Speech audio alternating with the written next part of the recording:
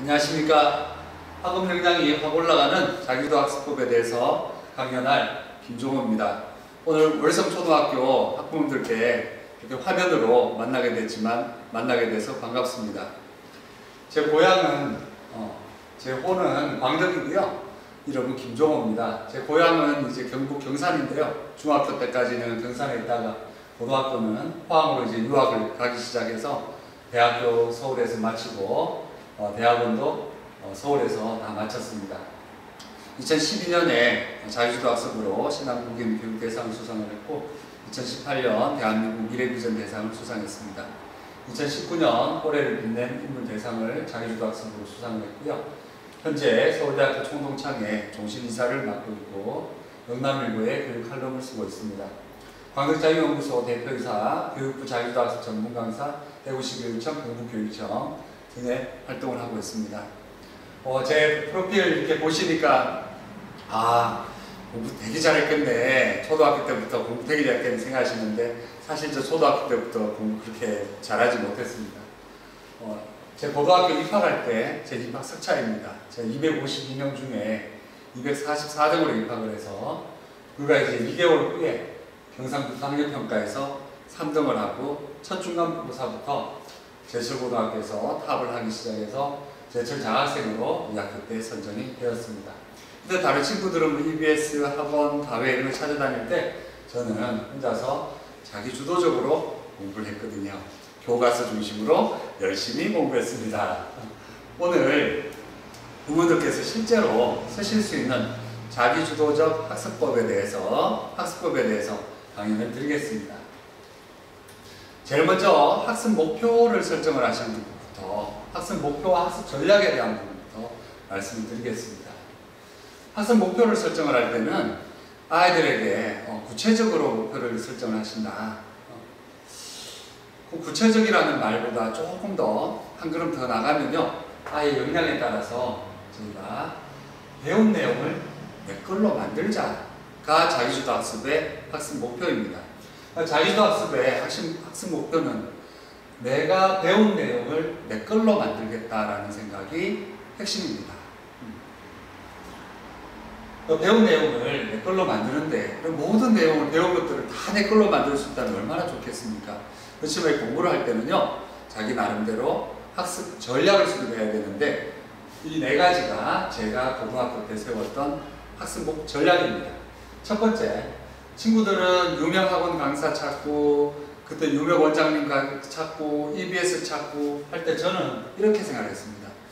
시험 출제위원에게 직접 들을 수 있다면 가장 학습이 효과적이지 않겠나. 두 번째는요. 수업 내용을 빠짐없이 필기를 해두는 거. 세 번째는 필기한 부분들 반드시 복습하고. 나중에 알게 된 거지만 제목과 낱말을 익히고 수업에 들어가면 훨씬 더 효과가 좋다는 걸 깨닫게 됐습니다. 이 첫 번째 시험 출제위원 직강, 두 번째 수업 내용 빠짐없이 필기하기, 세 번째 이해된 것부터 복습하기, 네 번째 제목과 낱말 예습하고 수업에 들어가기. 이 네 가지가 학습 전략이었습니다. 그저 궁금하신 게 시험 출제위원이 직접 강의를 한다고요? 예, 시험 출제위원 직강이 있습니다. 바로 학교 수업이죠. 우리 수험평가나 시험이나 누가 출제하십니까? 맞습니다. 학교 선생님께서 출제하십니다. 유명한 학원 강사가 출제하지 않습니다. 학원장이 출제하지 않습니다. 분명히 학교 선생님께서 출제를 하시죠. 그러니까 학교 수업의 포커스를 딱 맞춰서 공부를 하는 것이 효과적으로, 효율적으로 공부할 수 있는 방법입니다. 학습 효율을 극대화시키려면 뭐니 해도 수업을 들을 때의 수업 듣는 요령, 수업을 잘 들어야 합니다. 첫 번째가 빠짐없이 필기하는 것. 두 번째가 이해 안 되는 부분은 표시해두자. 수업 시간 중에 설명을 듣다 보면 이해가 안 되는 부분도 생길 수 있죠. 근데 그 이해 안 되는 부분의 골똘히 거기에 집중을 하다 보면 선생님 설명을 놓칠 수가 있습니다. 그래서 수업을 들을 때는 빠짐없이 필기는 열심히 하되 지금 이해가 안 되는 부분이 있으면 표시를 해두기를 원합니다. 무엇보다 중요한 것은 수업 시간에 듣고 이해가 된다에 머무르지 않고 수업 시간 중에 내가 익힐 수 있는 부분들은, 이해된 부분들은 다 익히겠다는 마음으로 수업에 임하도록 해야 됩니다. 그래서 수업을 들으면서 열심히 익히려고 애를 쓰는 것이 바로 학습 효율을 극대화하는 가장 첫 번째 비법입니다. 근데 우리 아이가 수업 시간 중에 이걸 다 익힐 수 있을까요? 보통 이런 걸 학습 능력이라고 표현을 하는데, 학습 능력은 이해력, 집중력, 기억력, 이 세 가지를 저희가 학습 능력의 주 요소라고 생각합니다. 그 중에서 부모들께서 많이 걱정하시는 거, 우리 아이는 산만하다. 왜 아이가 산만하다고 생각하십니까? 하고 여쭤봤더니 아이가 공부하라고 들어가라면 한 10분, 15분 있다가 쓱 나와요. 왜 벌써 나오는데? 빨리 물 마시고 들어가서 공부해래. 또 들어갔다가 한 10분, 15분 있다 또 나옵니다. 또 와. 화장실. 이렇게 하면서 아이가 들락날락거리고 공부에 집중을 못합니다. 그래서 부모님들께서는 이런 아이들이 집중력이 떨어진다고 생각하시는데, 이 아이가 정말 집중력이 떨어지는 아이입니까? 산만한 아이입니까? 아니면 이 아이가 공부하기 싫어하는 아이입니까? 그렇죠. 이 아이는 공부하기 싫어하는 아이입니다. 이 아이는 게임할 때 한번 보세요. 유튜브 볼 때 한번 보세요. 집중력 좋습니다. 이 아이들. 제가 점검해 본 바로는 그 집중력이 떨어지고 산만한 아이들은 거의 없었습니다. 거의 다 하기 싫은 거죠. 두 번째 걱정 많이 하시는 거. 우리 아이는요, 공부한 거 금방 잊어버려요. 오늘 배운 것도 오늘 금방 잊어버리고, 수업 끝나자마자 물어봐도 금방 잊어버려요. 우리 애는 기억력이 되게 나쁜가 봐요. 그렇지 않을 수 있습니다. 지금부터 제가 30초 동안 짧은 시간을 통해서 이 기억의 비밀을 풀어드릴 텐데, 이 기억의 비밀에 대한 경험을 한번 해보시고 나면, 아하, 공부를 이렇게 해야 효율적으로 공부할 수 있구나 라는 걸 아실 수가 있습니다. 제가 지금부터 아라비아 숫자를 불러드릴 텐데요, 이 아라비아 숫자는 기록하지 마시고 필기하지 마시고 그냥 눈을 감고 머릿속에 눈을 감고 머릿속으로만 각인을 한번 해서 숫자를 기억을 해보시기 바랍니다. 자, 준비되셨습니까? 시작합니다. 3, 5, 7, 9, 4, 8, 3, 1, 7, 2, 5, 1, 4, 8, 3. 혹시 다 기억하고 계신 분 있으면 저한테 연락 부탁드립니다. 영광으로 하겠습니다. 다 기억하기 상당히 어렵습니다. 그런데 얼마나 몇 개나 기억했는지는 그렇게 중요하지 않습니다. 혹시 제일 앞에 숫자 생각나십니까? 3, 5, 7, 9, 그 다음에 뭐였죠? 4, 그렇죠? 8, 맞습니다. 이렇게 기억이 됩니다. 그런데 이 체험의 가장 중요한 핵심 포인트는요, 첫 번째 포인트는 분명히 머릿속에 숫자를 기억하고 있었는데 하나가 더 들어오니까 앞에 게 갑자기 지워지는 거. 체험하셨습니까? 이게 가장 중요한 부분입니다. 우리 뇌는 새로운 내용들이 자꾸 들어오면, 뇌 기억 용량이 다 차면 새로운 내용을 기억하기 위해서 앞에 내용들을 지웁니다. 그러니까 우리 아이들이 벼락치기를 너무 많이 하거나 학습량이 너무 많으면 이 부분들이, 앞에 배웠던 내용들이 한 번에 싹 지워질 수 있습니다. 그러면 이걸 지워지고 난 다음에 다시 공부를 하고 복습하는 게 효과적이겠습니까? 지워지기 전에 머릿속에 기억에 있을 때에 복습을 하는 것이 효과적입니다. 맞습니다. 바로 머릿속에 내용이 있을 때에, 머릿속에 있을 때 복습하는 게 핵심입니다. 두 번째 포인트는요, 3, 5, 7, 9. 혹시 다음의 숫자 생각나십니까? 4, 8, 그렇죠. 두 번째는요, 우리가 정확하게 알고 있는 것. 지금 3, 5, 7, 9 규칙을 알고 있죠. 홀수. 그 규칙을 알고 있으니까 그 뒤에 오는 숫자도 정확하고 오랫동안 기억이 됩니다. 공부를 잘하는 아이들이 수업을 듣고 나면 그 기억을 잘하는 것은 기억력이 좋은 것도 있겠지만 지금처럼 배경 지식이 있기 때문에 그 배경 지식에 오늘 새로 배운 내용들이 합쳐지기 때문에 기억을 정확하게 오래 하는 것입니다. 공부 잘 못하는 학생들이 그 공부를 하면서 수업을 열심히 들으려고 해도 잘 되지 않는 것은 수업을 열심히 듣고만 있기 때문에 아까 전처럼 앞에는 좀 기억이 되다가 갑자기 기억 용량이 초과되면 이 부분들이 앞에 것서 지워지면서 들리기는 하는데 그게 기억이 안 되고 멍한 상태로 있게 되죠. 그 반복이 그렇게 되고 나면 그 다음 수업이 또 이해가 잘 안 되게 돼요. 그래서 수업의 흐름을 놓쳐버리게 됩니다. 그럼 이 기억의 비밀에 이 체험을 가지고 지금부터 공부를 어떻게 짜야 우리 아이들이 실질적으로 할 수 있는지 말씀드리겠습니다. 분명히 학습 습관은요, 예습, 수업, 복습 이렇게 습관 잡아야 됩니다. 이 부분들을 학교 수업 듣기 전에 선행 한 2번 땡겨주고 학교 수업 끝나고 나면 또 학원 가서 수업 듣고 그래도 이해 안 된다 하면 인강 듣고 이걸 전부 다 수업으로 바꿔버리면 아이가 익힐 시간이 줄어들게 되죠. 거기다가 학습량은 자꾸 많아지고 그럼 아까 전처럼 배우긴 배워도 잊어버리는 게 너무 많아집니다. 그렇게 하지 마시고 학교 수업을 기준으로 해서 예습하고 수업 끝나고 나면 복습하고 그래서 예습은 제목과 낱말을 익히고 들어가고요. 수업은 다 익히겠다는 마음가짐으로 빠짐없이 설명하면서 이해 안 되는 부분은 표시해 볼까. 복습은요, 반드시 이해된 부분부터 해야 됩니다. 아까 머릿속에 요 숫자는 있으니까 또는 요거는 내가 머릿속에 있으니까 새로운 걸 자꾸 하다 보면 앞에 게 지워져 버릴 수 있죠. 그래서 반드시 복습을 할 때는 이해된 부분부터 복습을 하고 그 다음에 새로운 내용, 이해 안 된 부분들을 공부를 하기를 원합니다. 부모님께서 우리 아이들이 학업 역량, 자기주도적 학업 역량을 높이시려고 하면 학교 수업을 중심으로 우리 아이가 예습과 복습이 이루어지도록 도와주셔야 됩니다. 이 부분은 학교 선생님들께서 지도하시기가 굉장히 어렵습니다. 그래서 학생 한 명 한 명마다 개별 코칭을 해야 하기 때문에 여기에 대해서 가장 좋은 선생님은 바로 어머님이시죠.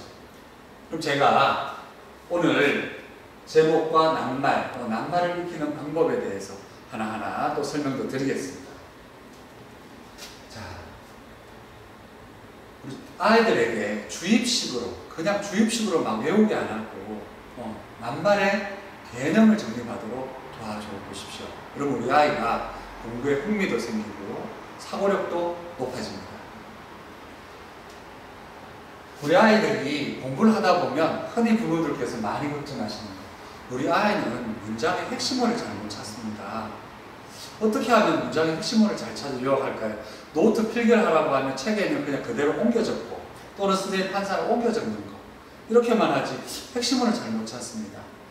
이 아이들이 핵심어를 못 찾는 아이들은 바로 낱말의 개념을 정립하면 이 부분들도 많이 개선이 됩니다. 낱말 개념 정립하는 방법은요, 첫 번째는 어떤 책이 됐든 책을 읽으면서 모르는 낱말을 한 10단어 정도 동그라미를 치게 합니다. 인터넷을 이용을 할 텐데요, 우리가 집필 사전을 이용하는 것도 좋지만 종이 사전을 이용하는 것도 좋지만 인터넷을 이용을 하면 좀 더 효율적이고 우리 아이들에게 좀 더 검색을 하기도 좋습니다. 낱말의 개념을 익힌다는 말은요, 우리가 예를 들어서 선풍기를 예를 들면 선풍기를 사전을 찾아보면 이 선풍기는 전기의 힘으로 모터를 돌려서 모터에 연결되어 있는 프로펠러가 회전하면서 바람을 일으키도록 만든 장치 이렇게 적혀져 있습니다. 이걸 다 외우려면요, 애들한테 외우라 그러면 선풍기 전기의 힘으로 모터를 돌리고 선풍기 전기의 힘으로 모터를 돌리고 모터에 연결되어 있는 프로펠러에서 선풍기 전기의 힘으로 모터를 돌리고 모터에 있는 프로펠러를 돌리면서 이렇게 외웁니다. 이것을 주입식 암기교육이라고 합니다. 이렇게 외우면 안 된다는 뜻입니다. 선풍기는 부채, 선, 바람, 풍, 기계, 기. 그래서 부채처럼 바람 일으키는 기계. 이렇게 개념을 정립을 하고 그 다음에 부채 역할을 하는 것을 프로펠러라고 하는구나. 이 프로펠러는 모터에 연결이 돼서 돌아가는구나. 이 모터는 전기의 힘으로 돌아가는구나. 이런 식으로 공부를 해야 우리가 낱말의 개념을 익히고 용어풀이를 할 수 있죠. 그래서 이 낱말 개념 정립 전에 아예 모터를 보면 선풍기, 전기의 힘으로 모터를 돌리고 모터 연결된 외우기도 힘듭니다. 그죠? 근데 낱말 개념 정립 후에 아예 모터를 보면 선풍기, 프로펠러, 모터, 전기 이렇게 딱 적혀져 있습니다. 첫 번째 아이는 익히기도 힘들고 기억도 오래 가지기 힘들죠. 복습하는데도 시간이 많이 걸리고 있죠. 두 번째 아이는 아주 핵심어만 정확하게 잡고 있고 개념을 정립하고 있기 때문에 기억도 빠르게 하고 오랫동안 정확하게 기억을 할 수 있습니다. 자, 근데 이 부분들을 보시다 보면 아이고 한자를 저걸 다 어떻게 하노? 우리 한자를 몰라도 제가 낱말 개념 정립을 할 수 있는 방법을 소개해 드리겠습니다. 인터넷에 들어가셔서 지금 사전을 찾으시는데 거기에 찾으실 때 한 단어 이렇게 찾지 마시고 찾고자 하는 단어들을 한 번에 광덕 띄우고 자기 띄우고 주도 띄우고 연구소 띄우고 학습 띄우고 이렇게 해서 찾고자 하는 단어들을 한 번에 쭉 입력을 하십시오. 그리고 검색을 클릭을 하시면 단어들을 한 번에 검색에 대해서 좀 더 효율적으로 검색하실 수 있습니다. 그리고 학습을 클릭해서 올라가면 학습을 클릭을 해서 들어가면요. 여기에 지금 이제 학습이 이렇게 뜹니다. 그리고 요거 인해서 지금 들어가면 여기 내가 찾은 단어, 내 단어장 하기 이런 부분들이 생깁니다. 하나씩 활용하는 방법을 말씀드리겠습니다. 그래서 지금 학습을 먼저 클릭을 하면 학습이 이렇게 뜨면요. 여기에 스피커 버튼하고 순환 버튼이 있습니다. 지금은 또 업그레이드해서 조금씩 매번마다 조금씩 달라집니다. 참고하셔서 그 용도는 있으니까 그대로 사용하시면 될 겁니다. 그래서 이 버튼을 클릭을 하면요. 여기 순환 버튼을 클릭을 하면 정지 버튼과 속도 버튼이 듭니다. 그 속도 버튼을 다시 클릭을 하시면 여기에 0에 반복 속도 0, 간격 없음 이렇게 되어 있습니다. 이러면 여기 0에가 있으면 학습, 학습, 학습, 학습 이렇게 읽어줍니다. 클릭해서 1에다 가져다 놓으면 학습, 학습, 학습 이렇게 읽어줍니다. 2에다가 가져다 놓으면 학습, 학습 이렇게 천천히 읽어줍니다. 그럼 우리 아이들 영어 발음 연습을 할 때도 아주 유용하게 쓸 수 있겠죠. 이렇게 이용하시고요. 그리고 나서 이 학습에 부모들께서 걱정되시는 한자에 대한 것은 한자를 클릭을 하시면 이렇게 한자 창이 뜹니다. 그러면 한자를 잘 몰라도 이게 배우다는 뜻이구나 이렇게 이용하시면 되겠습니다. 그리고 나서 여기 학습 클릭을 했는데 오른쪽에 이렇게 보시면 여기에 단어장이라는 커서가 있습니다. 단어장의 아이콘을 지금 클릭을 하면요. 지금 국어 사전에 들어가서 국어 단어장이 있고요. 그리고 추가다라는 버튼이 있습니다. 이 추가 버튼을 하면 내 단어장 이름을 이렇게 입력을 해서 우리 아이가 국어, 사회, 과학 또는 독서 이런 부분들을 여기다가 단어장을 추가해서 만들 수가 있고요. 그러다면 저게 관리를 클릭을 해서 추가 옆에 관리를 클릭해서 들어가시면요. 이렇게 우리 아이들 과학이라는 걸 만들면 또 내가 퀴즈 풀기하고 인쇄하기 기능이 있습니다. 그래서 찾은 단어들이 여기에 지금 들어가면요. 인쇄를 이렇게 단어장을 선택하고 단어 범위, 인쇄 순서, 인쇄 유형 그래서 인쇄 유형이 일반형은 우리가 흔히 얘기하는 그런 형태로 나타나고 낱말하고 문장이 나오고 예문이요. 리스트형은 다음에 주요 뜻 퀴즈 리스트형은 이렇게 시험을 볼 수 있도록 이렇게 뜹니다. 그러면은 그 단어들을 어떻게 여기다가 내 단어장을 만드냐 아까 내가 찾은 단어라는 폴더가 자동으로 되어 있으면요. 여기에 이쪽에 보면 이렇게 찾은 단어들이 여기 자동으로 나옵니다. 여기 자동 저장이 있는데 자동 저장으로 옮겨 놓으시면 그냥 이 폴더에 찾은 단어들이 자동으로 저장이 되고요. 여기에 내 단어 가기를 내 단어장 가기를 클릭을 하시면 이게 퀴즈 풀기하고 학습 정보가 있는데 퀴즈 풀기 시작하면 이렇게 아까 전에 인쇄하기처럼 단어장을 선택하고 단어 범위 퀴즈 유형을 선택을 하고 출제 문항수를 선택해서 퀴즈를 시작하면 여기에 이렇게 온라인상에서 바로바로 체크를 할 수가 있습니다.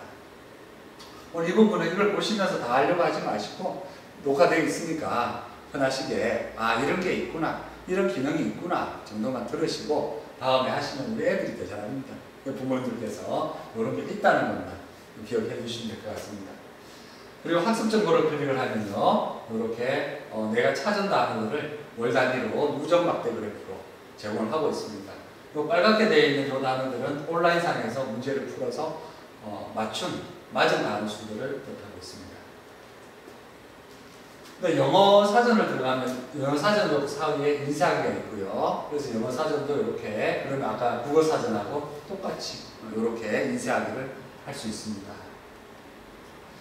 자, 이렇게 우리 아이들한테 낱말도 정립을 하고 학교에서 수업을 듣는 방법도 말씀해 주시고 예습 복습해 줬지만 우리 아이들이 이렇게 되는 아이들이 있어요. 여기 두 아이가요, 아빠 구두를 닦고 있는데 첫 번째 아이는 구두 닦기 조기 영재 교육을 받고 왔는지 구두를 너무 열심히 잘 닦습니다. 근데 두 번째 아이는 굉장히 서툴러요. 첫 번째 아이의 마음속을 들여다봤더니 빨리 구두를 닦고 엄마한테 검사를 받아서 용돈 1,000원 받아서 아이스크림 사 먹으러 가려고 열심히 닦고 있는 겁니다.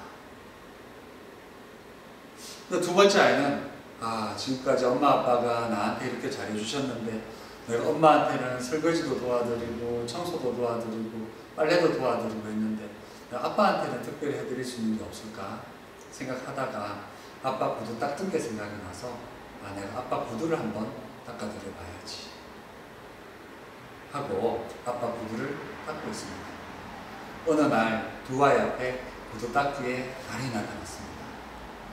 내가 너희들에게 구두를 더 반짝반짝 잘 닦을 수 있는 방법을 가르쳐 줄게. 첫 번째 아이가 말합니다. 엄마, 아빠 구두 물감 내는 거 이거 엄청 힘들거든. 아빠 구두 물감 내주면 2,000원 주나? 엄마가 아빠 구두 닦는 건 1,000원으로 원칙을 정했잖아. 그래? 내가 말라고 힘들게 물감 내는데? 그래서 휙 던져버려. 두 번째 아이는 비록 아빠 구두 코앞밖에 닦지 않았지만 1분, 2분 문질러 보니 반짝반짝 광이 납니다. 5분, 10분 힘이 들어서 좀 쉬었다가 30분, 1시간 아빠 구두를 다 닦았습니다.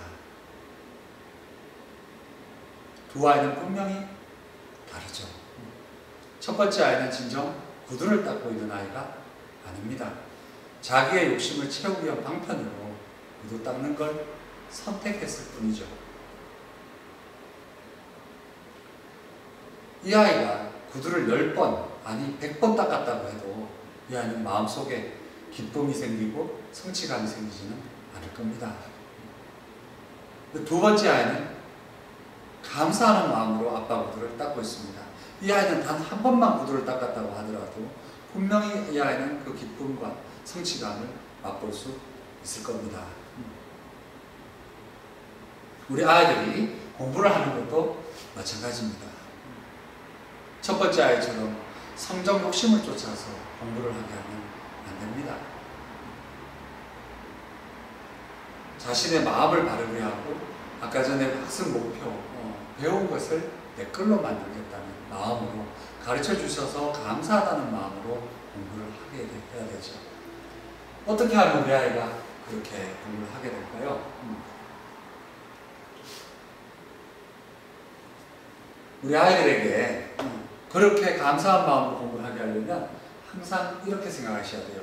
콩 심은 데 콩나고 파 심은 데 팥나듯 항상 욕심에는 불행이, 감사에는 행복이 싹튼다는 말씀을 항상 마음속에 간직하시고, 우리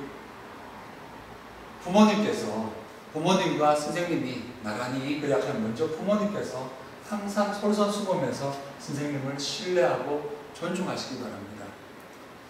제가 제 어릴 때 경험담인데요.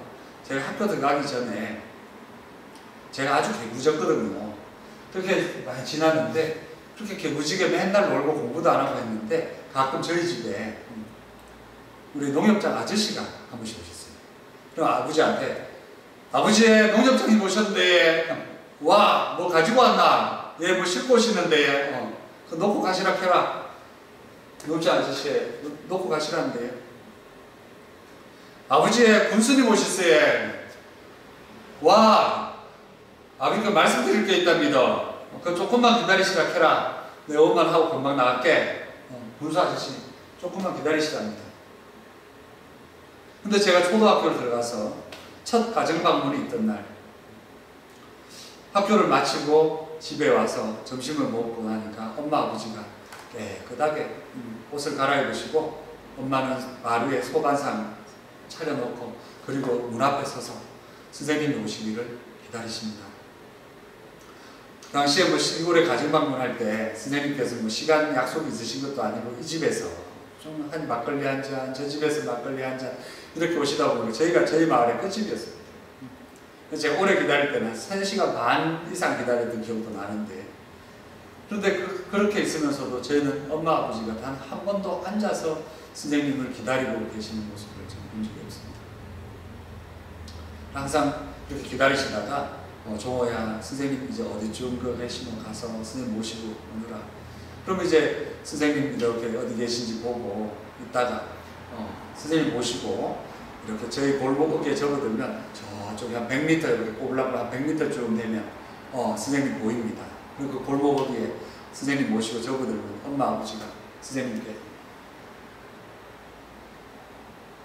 공손하게 큰절을 하고 선생님 모시고 말씀 나누고 그리고 돌아가실 때가 되면 선생님을 배웅을 집 앞까지 하는 게 아니라 우리 그 산 중턱이었는데 성암산 중턱인데 그 성암산 중턱까지 올라가셔서 선생님 가시는 길을 뒤에서 참 보고 있습니다.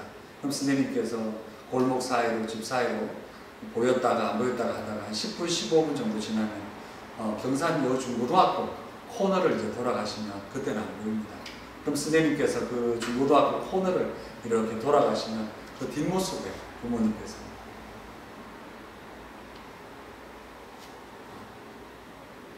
큰절을 하셨습니다. 그때부터 저는 선생님이 세상에서 제일 높은 분인 줄 알았습니다. 제가 선생님 말씀을 잘 따랐겠습니까? 안 따르겠습니까? 제가 그 모습을 보고요. 아, 선생님 말씀은 잘 들어야 되는구나 하고 제 마음속으로 느꼈습니다. 그때부터 선생님 말씀을 하나하나 잘 따르다 보니까 제 학습 태도도 좋아지고 학습 습관도 좋아지고 공부도 조금씩 잘하게 됐습니다. 부모님께서 먼저 선생님을 신뢰하고 존중하시기 바랍니다. 그러면 우리 아이들도 선생님 말씀을 잘 따르고 분명히 훌륭한 인재로 자라리라 생각합니다. 오늘 이렇게 화면으로나마 이렇게 뵙게 돼서 반갑고 제가 드렸던 말씀들 중에 단 한 가지라도 도움이 되는 게 있었으면 감사하겠습니다. 이상 강의를 마치겠습니다. 다음에 또 뵙기를 희망합니다. 수고하셨습니다.